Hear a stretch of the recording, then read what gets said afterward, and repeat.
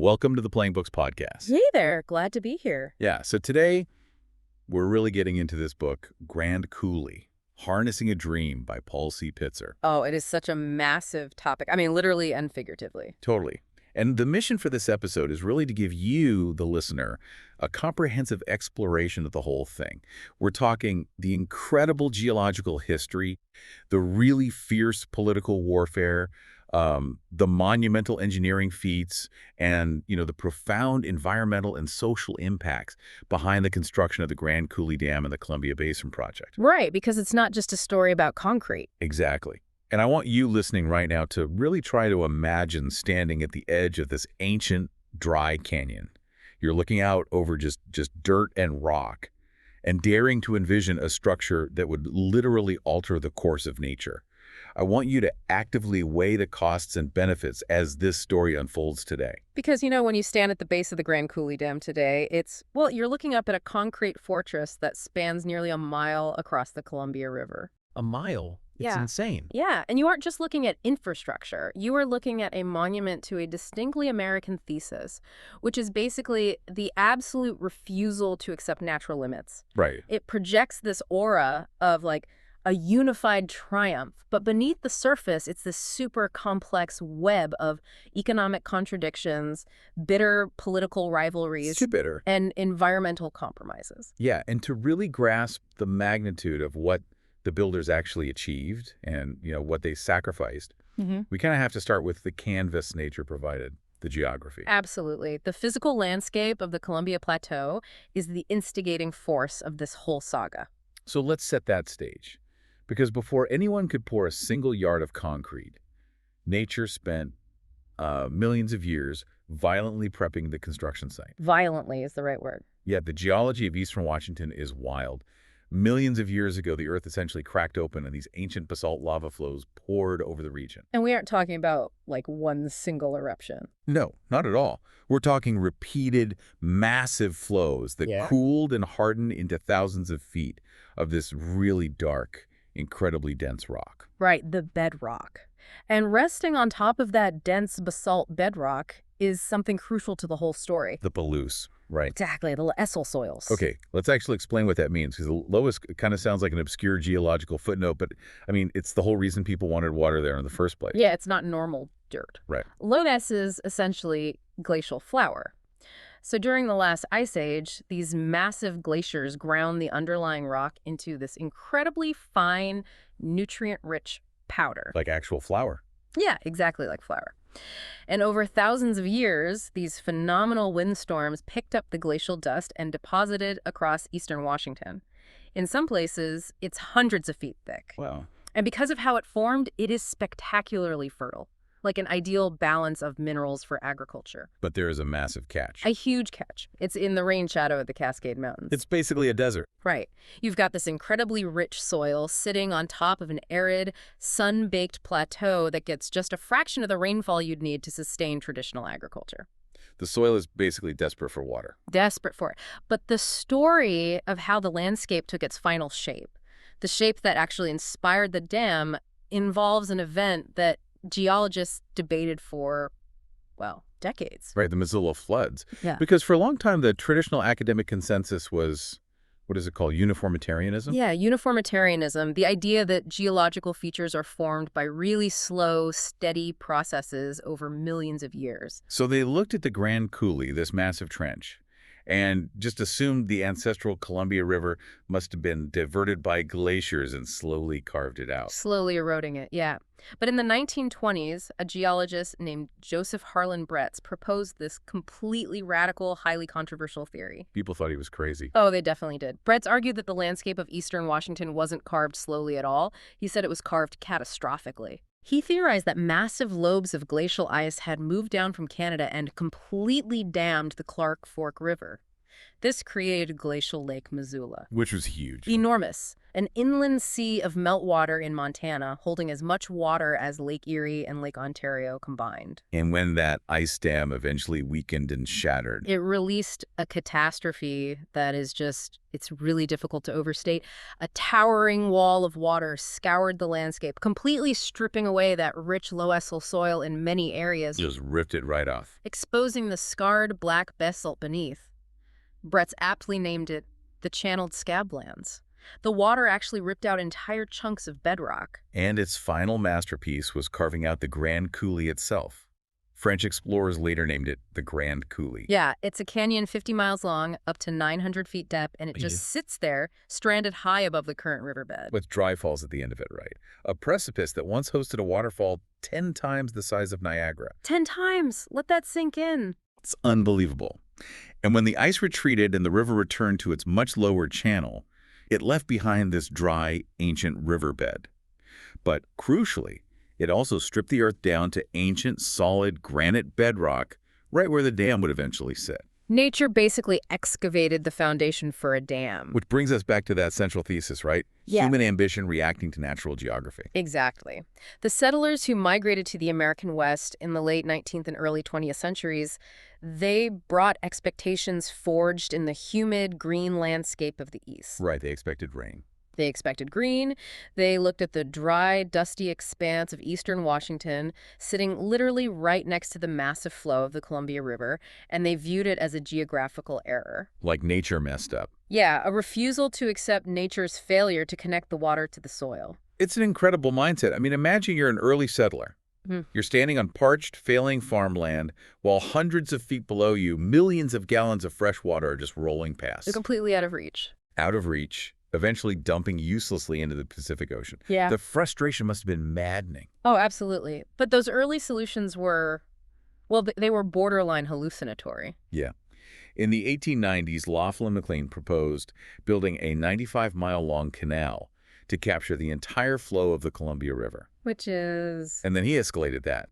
He pitched a 1,000-foot-high dam to divert the river directly into the Grand Coulee. Which, in the 1890s, a 1,000-foot dam was pure science fiction. The engineering capacity simply did not exist. But the conceptual seed was planted, right? Right. The geography practically demanded a massive solution. Here's where it gets really interesting. The practical revelation finally happens in 1917. This lawyer, named William Billy Clapp, is sitting in the town of Ephrata with some friends. Probably complaining about the dry weather. Literally complaining about yet another failed local irrigation bond.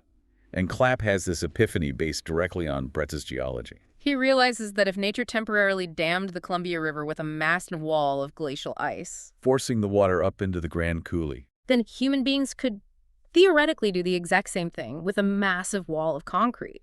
Nature did it with ice. We'll do it with concrete. It's so bold. It's like, okay, it's like looking at a dried up puddle in your driveway and deciding you're going to build a full-scale fire hydrant system just to fill it back up. Yes. Except on a scale visible from space. That's a perfect way to put it. But having a grand sweeping vision is one thing. Actually getting people to agree on it and fund it is entirely another. The geography sparked the idea, but the economic realities of the 1920s provided the fuel for a bitter, decades-long political civil war within Washington state. Decades long. And it wasn't just a minor disagreement about water rights. It was a fundamental clash of economic philosophies. If we connect this to the bigger picture, the battle lines were really drawn between two fiercely competing factions representing totally different visions for the Pacific Northwest. You had the pumpers. The dam guys. Right, and on the other side, you had the advocates for the gravity plan. So let's map this out. The gravity versus pumping debate defined the region for a generation. The pumpers, they were the disciples of Billy Clapp's vision. They wanted a massive dam. Championed by guys like Rufus Woods. Yeah, the publisher of the Wenatchee Daily World. And James O'Sullivan, a lawyer who basically dedicated his entire life to promoting this dam. And they weren't just trying to water a few apple orchards. They were explicitly aiming to engineer an agricultural and industrial empire. Rufus Woods was a master of grand rhetoric. In 1919, he published this famous headline declaring that a dam at Grand Coulee would harness 2 million wild horses of energy. 2 million wild horses. And the core economic mechanism of their plan was cross-subsidization. They knew farmers could never afford to pay the true cost of the irrigation infrastructure. Right, it's too expensive. So the plan was to build a dam so massive that it generated an unprecedented surplus of hydroelectricity. They'd sell that power to industries and use those revenues to subsidize the cost of pumping the water up into the coulee for the farms. Enter the opposition. The gravity plan backers. Heavily centered in Spokane. Yeah, representing the Spokane Chamber of Commerce and, crucially, the Washington Water Power Company.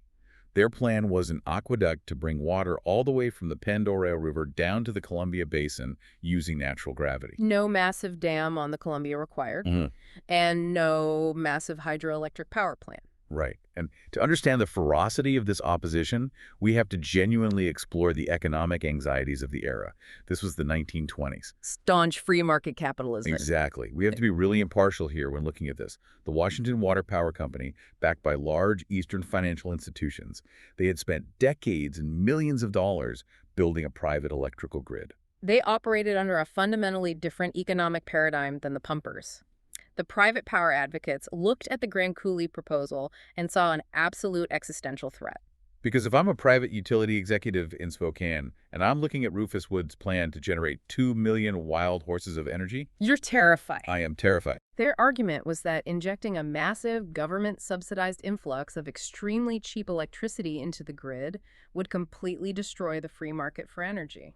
And based on the data of the 1920s, they argued logically that there was simply no existing market in the mostly rural Pacific Northwest to absorb that much power. Right. If the government dumped all that cheap power onto the market, the private companies feared they would be instantly bankrupted.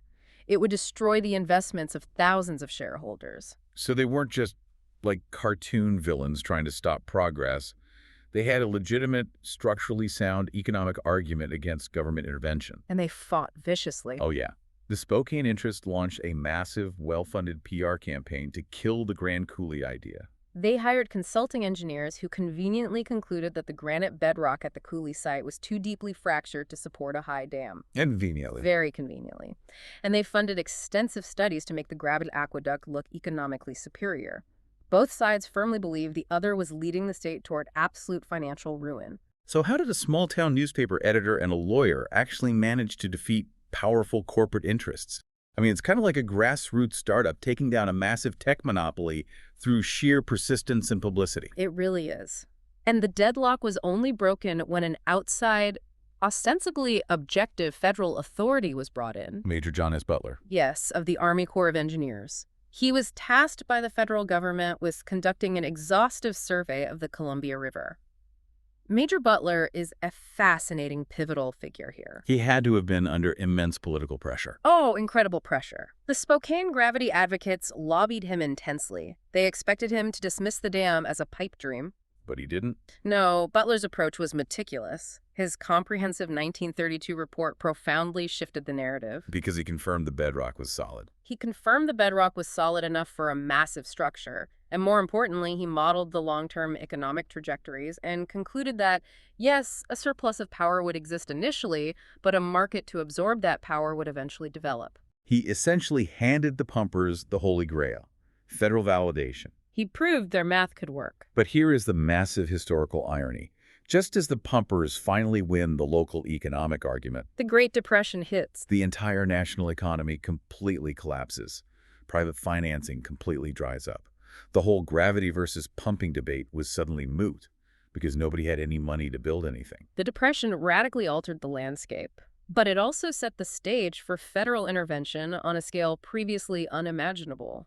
The election of Franklin D. Roosevelt in 1932, it transformed this regional squabble into a flagship project for national ideological reform. FDR completely changes the game. He embraces these colossal infrastructure projects as the backbone of his New Deal relief measures. Right, and he decides to use the newly created Public Works Administration, the PWA, to unilaterally fund the initial construction of the dam, Which means bypassing Congress. deliberately bypassing Congress.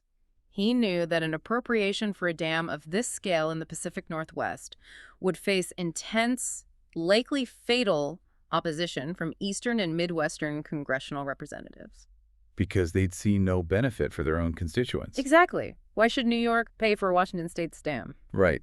And, I always try to find the right way to visualize this level of deficit spending during an economic crisis.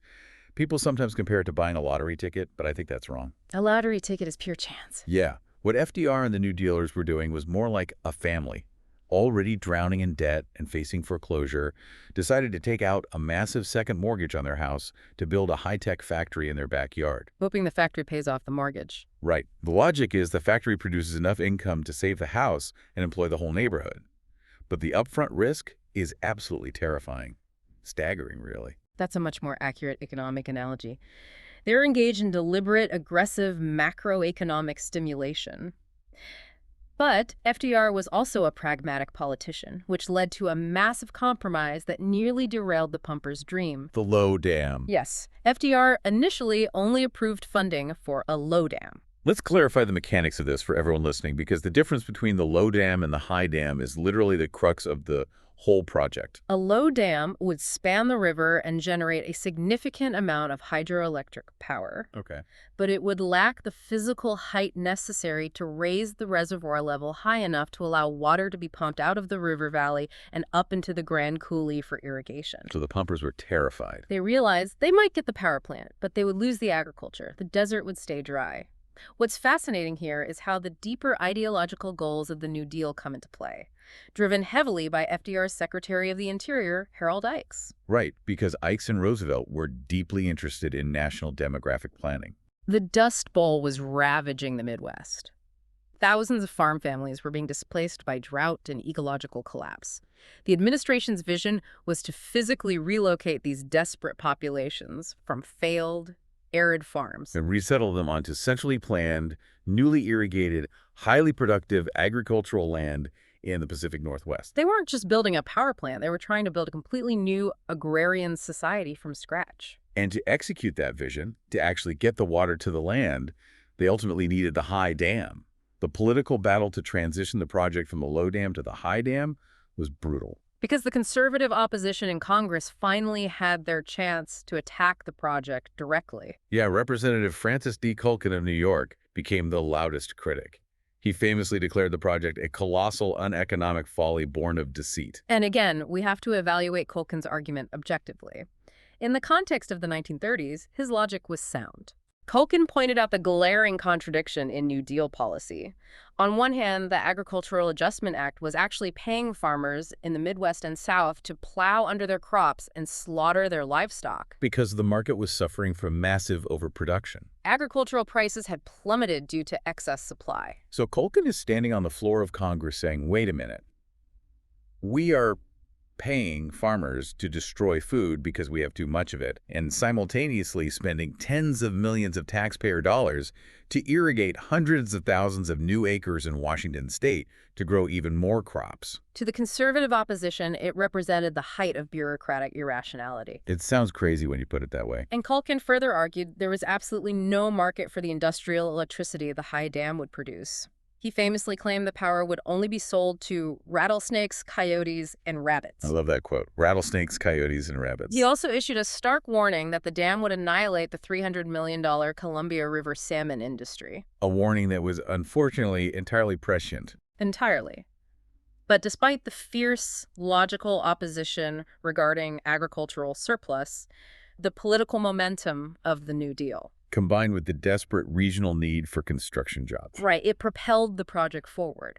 The Roosevelt administration successfully maneuvered to transition the design to the high dam, which meant the theoretical debates over economics and water rights finally had to translate into physical engineering. The builders were now tasked with subduing a river of immense volume and power, working on a scale that basically had no historical precedent. The logistics of actually moving these mountains are just mind-bending. The first major contract was awarded to a consortium called MWAC. And their primary job was just to build the foundation, right? So that's the foundation. But to build a foundation across a river, you first have to move the river out of the way. Which required the construction of the world's largest cellular cofferdams. Right. For those who don't know, a cofferdam is essentially a temporary barricade built directly into a body of water, allowing engineers to pump the water out of the enclosed area and excavate the riverbed in the dry. But the Columbia isn't some docile little stream. We're talking about one of the most powerful, voluminous rivers in North America. Traditional cofferdam methods would have been washed away instantly. So MWAC had to drive enormous, interlocking steel sheet pilings deep into the riverbed, forming massive circular cells. And then they filled those steel cells with thousands of tons of earth and rock. Exactly. By chaining these massive, heavy cells together, they slowly pinched the river out of its natural channel, forcing it to flow through a diverted path while they excavated down to the granite bedrock. And the excavation alone is staggering. They had to remove millions of cubic yards of overburdened dirt, clay, and rock just to reach the solid granite foundation. They realized pretty quickly that standard fleets of dump trucks would create an impossible traffic jam. It wouldn't be fast enough. Right. So MRAC deployed an incredible piece of technology, a continuously running mile-long conveyor belt system. A mile long? It was a marvel of industrial efficiency. It moved 52,000 cubic yards of earth every single day. It was essentially an artificial, mechanized river of dirt flowing out of the canyon. But nature fought back violently. Yeah, as they dug deeper into the riverbank, they destabilized the slopes above them. And this led to a catastrophic crisis. A massive slide of wet clay and earth. Measuring 200,000 cubic yards. Right, and it started creeping inexorably into the excavation pit. The mud was moving at a rate of up to 2 feet an hour. It threatened to bury the entire foundation site. It could have bankrupted the contractors and delayed the project by years. And conventional methods of shoring it up with timber or steel failed completely. The pressure was simply too great. This is where the engineering gets wonderfully strange.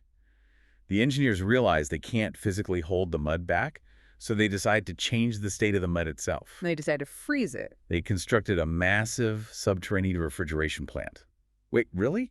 Like, how do you drive pipes into a mountain of wet clay that is physically moving 2 feet every hour? It's a brilliant question. Wouldn't the sheer force of the moving earth just snap the pipes in half as soon as you put them in? Well, the key was the speed and the sequence of the operation. They couldn't freeze the entire mountain of mud at once.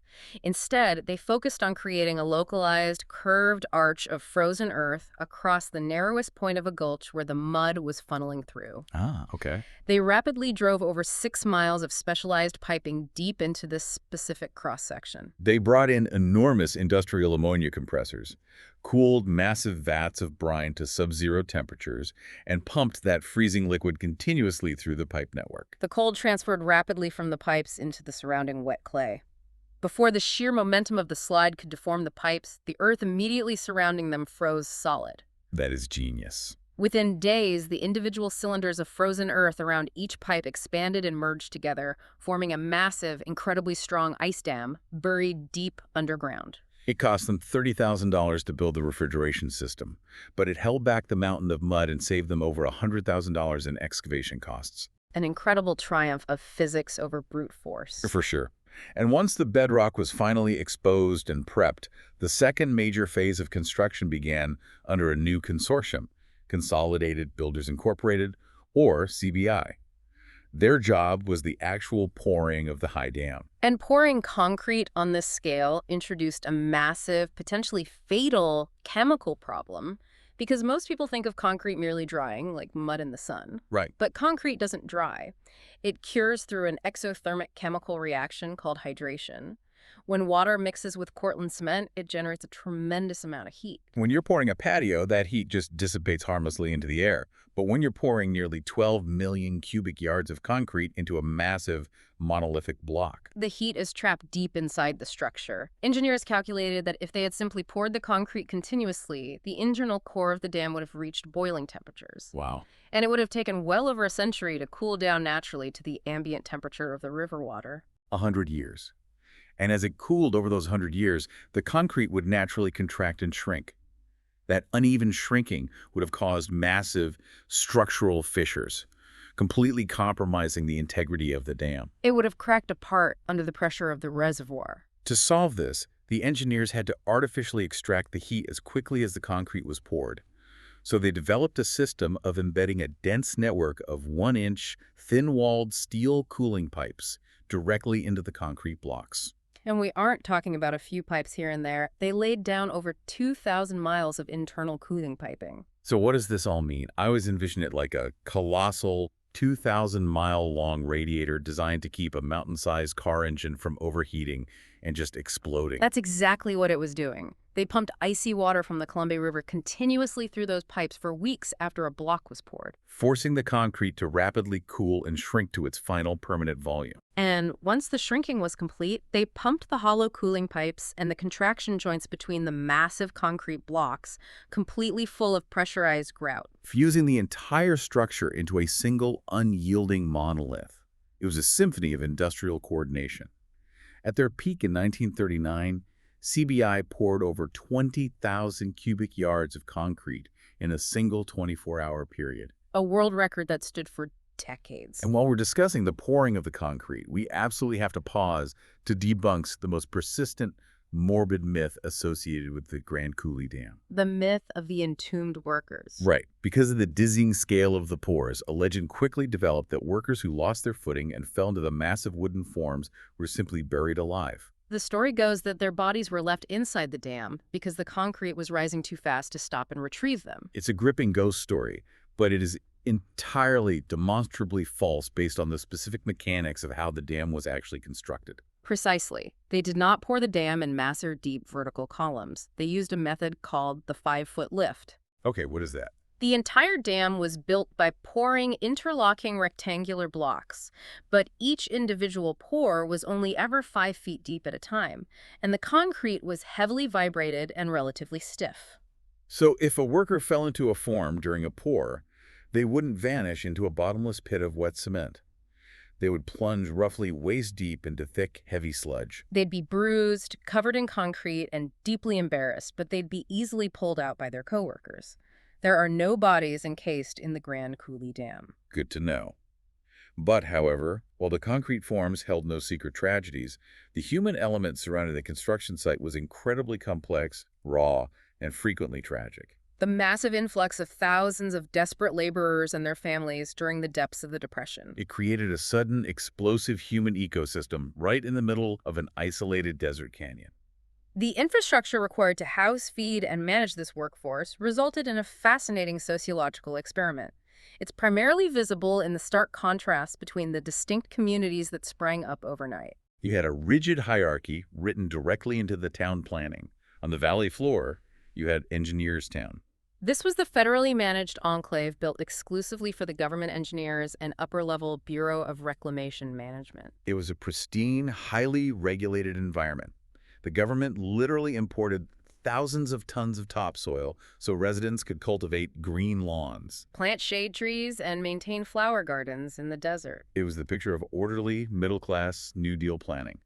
And then down the road you had Mason City, which was constructed by the primary contractor, MWAC, to house their rank-and-file workers. Mason City actually gained national fame because it was designed as the world's first all-electric town. Oh, wow. Every house used electric heating, electric stoves, and electric water heaters. It was an intentional promotional showcase for the modern soot-free future that hydroelectricity promised. But those planned communities only housed a fraction of the population that flooded the region.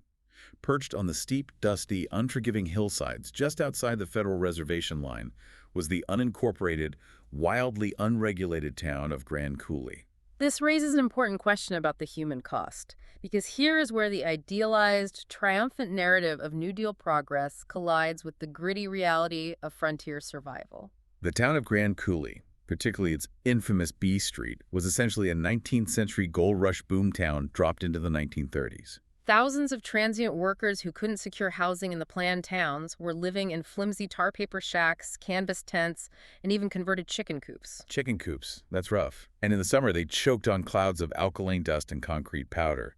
In the winter, the unpaved streets turned into knee-deep, freezing mud. It was a chaotic environment driven by transient cash. B Street thrived on providing the illicit services forbidden in the government towns. It was lined with rough saloons, illegal gambling halls, taxi dance halls, and heavily frequented crib houses. Which was the local terminology for brothels.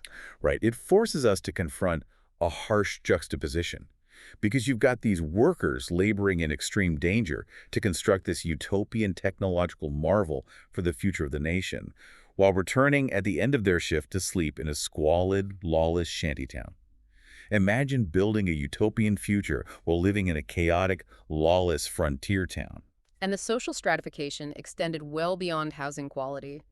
The era's harsh prejudices were strictly enforced. There was rigid racial segregation. Black workers and their families were entirely excluded from living in the pristine engineers town or the modern Mason City. They were forced by discriminatory policies to construct their own segregated community in the most undesirable, utility-starved sections of the hills above the dam. The human costs were profound, but the environmental and cultural costs of the dam were permanent and devastating. We cannot discuss the triumph of engineering without discussing what the concrete wall destroyed. Right. As the dam reached its final height, the waters of the Columbia River began backing up, slowly filling the massive gorge behind the dam to create what is now known as Franklin D. Roosevelt Lake. And as that reservoir rose, it systematically inundated homes, towns, and thousands of acres of ancestral lands. But the most culturally catastrophic loss was the permanent flooding of Kettle Falls. Kettle Falls wasn't just a scenic rapid, it was arguably one of the most vital, sacred Native American fishing and gathering sites on the entire North American continent. For countless generations, tribes from across the region had converged at Kettle Falls to harvest the massive, vital runs of ancestral salmon migrating up the Columbia River. And the dam completely annihilated that ecosystem. Because of the sheer unprecedented height of the Grand Coulee Dam, engineers determined that constructing functional fish ladders was technologically impossible at the time. The dam was a solid, impassable barrier. It permanently blocked hundreds of miles of the upper Columbia River basin from the Pacific salmon runs. The fishery was utterly destroyed, and the Native American tribes, whose entire ancestral heritage, diet, and economy were inextricably linked to those salmon runs and the river ecosystem, were displaced. They watched the waters rise and swallow their history, and the historical record clearly shows they received virtually no adequate compensation or recognition for this catastrophic loss at the time. It's heartbreaking. It forces a complex historical evaluation. We must impartially view the mindset of the 1930s. In the depths of the Great Depression, the national priority was absolutely focused on economic survival, job creation, and industrial progress. The ethos of the era overwhelmingly prioritized technological dominance over natural preservation. Ecological conservation and tribal sovereignty, by today's standards, were tragically ignored. But the Roosevelt administration understood that the massive expenditure, the slow progress, and the controversial impacts required aggressive public justification. To keep the federal funds flowing and to maintain national morale, they didn't just build a dam, they built a mythology. A huge PR push. The government deployed a massive, unrelenting public relations campaign. It was a highly coordinated effort to brand the project as a symbol of American resilience.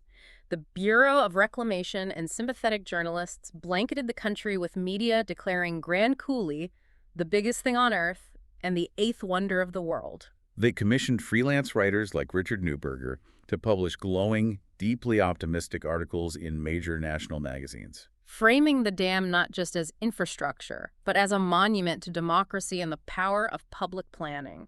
They essentially told the American public, look at what we can achieve when we act collectively. And they utilized culture as well. In 1941, the Bonneville Power Administration actually hired a relatively unknown folk singer named Woody Guthrie for a 30-day contract. This is one of my favorite details in the whole story. In one single month, driving around the Pacific Northwest in a government car, Woody Guthrie wrote 26 songs about the river and the dam, including the legendary Roll On Columbia. He brilliantly embedded a massive federal public works project directly into the romantic folklore of the American West. Imagine you are the PR director for the dam in 1938, trying to convince a skeptical East Coast taxpayer to fund a concrete wall in the desert. How do you spin it?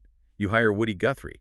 The PR campaign was remarkably effective at maintaining public support, but ultimately, it was global geopolitics that permanently secured the dam's legacy. The narrative of the dam shifted overnight with the outbreak of World War II.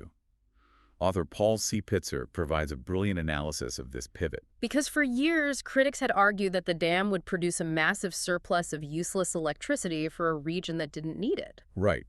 But the mobilization for total war demanded unimaginable, unprecedented amounts of electrical power. Did Grand Coulee win the war? That's the myth that developed. But Pitzer's conclusion is much more nuanced and accurate. Grand Coulee didn't single-handedly win the war, But the war undeniably guaranteed the financial and operational success of Grand Coulee. The timing was miraculously fortuitous. Just as the massive generators came online, the United States desperately needed to build fleets of thousands of military aircraft. Airplanes require aluminum, and smelting aluminum requires staggering, uninterrupted amounts of cheap electricity.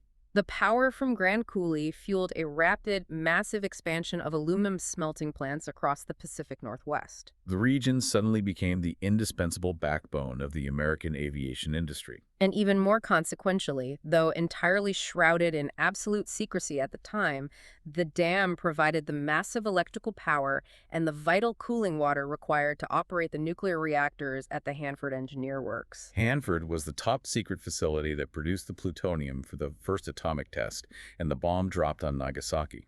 Grand Coulee's power directly enabled the dawn of the nuclear age. Which highlights a profound historical irony. Let's trace the original intent. The dam was conceived, politically fought for, and sold to the American public primarily as a massive irrigation project designed to support small, independent family farms. It was supposed to be an agrarian utopia. But its actual immediate legacy was the rapid, permanent, heavy industrialization of the Pacific Northwest. The cheap power fundamentally shifted the economic center of gravity away from rural agriculture and toward major urban manufacturing centers like Seattle and Portland. The war fundamentally changed the region's trajectory. But once the war ended and the immediate crisis passed, the federal government finally had to turn its attention back to the original promise made by Billy Clapp in 1917. Delivering water to the arid desert, the power was flowing, but the farms were still dry. This initiated the rollout of the Columbia Basin Project, which didn't truly hit its stride until the late 1940s and the 1950s. The engineering required to move the water was almost as complex as the dam itself. They installed a battery of massive, incredibly powerful pumps inside the dam. These pumps drew water directly from the Franklin D. Roosevelt Reservoir and lifted it vertically, hundreds of feet, up the canyon wall and discharged it directly into the ancient Grand Coulee. They utilized the very canyon that the Missoula floods had catastrophically carved as a gigantic natural equalizing reservoir. They sealed the ends of the coulee with smaller earth-filled dams, pumped it full of water, and from there, natural gravity finally took over. The water flowed south through a vast, dizzying labyrinth of concrete-lined canals, inverted siphons, and secondary storage reservoirs, like the Potholes Dam. Slowly transforming hundreds of thousands of acres of dry sagebrush into intensely productive agricultural land. But the story of the dam doesn't end with the irrigation water. Large-scale infrastructure is never truly finished. It continuously evolves to meet new demands. In the 1960s and 1970s, the context shifted from the agricultural demands of the post-war era to the geopolitical anxieties of the Cold War. The Soviet Union began constructing massive hydroelectric projects, specifically the Krasnoyarsk Dam, which surpassed Grand Coulee in total power generation capacity. The United States had lost the title of possessing the world's largest power plant. And in the context of the Cold War, where infrastructure was viewed as a direct proxy for national vitality and technological superiority, that loss of status was politically unacceptable. This competitive drive led Congress to authorize a massive, radical expansion of the facility, the third powerhouse. This wasn't just adding a few extra turbines. They literally used high explosives to blast away a massive section of the original solid concrete right abutment of the dam. They physically severed the dam to attach a colossal new structure housing generators of unprecedented size. The addition of the third powerhouse fundamentally altered the operational mechanics of the dam within the regional power grid. Originally, Grand Coulee was designed as a baseload provider. It essentially ran continuously, generating a steady, unwavering stream of massive power day and night. But with the massive new capacity of the third powerhouse, it transitioned into a peaking plant. Exactly. The operators could now hold water back and then rapidly release massive volumes through the new turbine specifically to meet the spikes in daily energy demand. Like when the entire region wakes up in the morning and turns on their heaters and appliances, or during extreme weather events. But treating a massive river like a light switch has severe consequences. We talked about how infrastructure is like a constantly updated piece of software. You patch a perceived deficiency, like the need for peak power, by installing the third powerhouse. But that patch creates totally new, systemic conflicts downstream. The peaking operations caused rapid, dramatic fluctuations in the river's flow and elevation below the dam. These sudden surges and drops severely complicated downstream flood control management. And triggered significant ongoing riverbank erosion, impacting downstream communities and ecological habitats. It perfectly encapsulates the entire legacy of the Grand Coulee Dam. When we synthesize everything we've explored today, we are left with a profoundly complex inheritance. It is undeniably a phenomenal economic engine. It fulfilled its promises of power generation beyond the wildest dreams of the early pumpers, subsidizing the industrial modernization of the Pacific Northwest. Yet it left a permanent fractured environmental legacy, destroying the upper Columbia salmon runs and forever altering the river's natural cadence. And ironically, the agricultural dream that birthed the entire project was only partially realized. The Columbia Basin Project never watered the full acreage initially promised, constrained by escalating costs and shifting national environmental priorities in the later decades. It's a story of staggering vision, stubborn political perseverance, and the harsh, permanent realities of compromise. So I want to challenge you, the listener. Let the ideas and the history we discussed in this episode actively enhance your perspective. The next time you see a headline about a massive new infrastructure proposal, a green energy transition, or a major public works project, look deeper than the press release. Look for the compromises. Recognize the PR spin. Analyze the economic debates between public investment and private markets.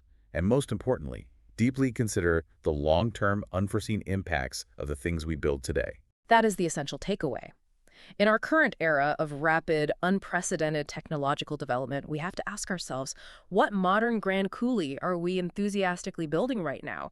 Perhaps in the digital realm with artificial intelligence, or in the rush for global green energy infrastructure that future generations will look back on with that exact same mixture of absolute awe and profound regret.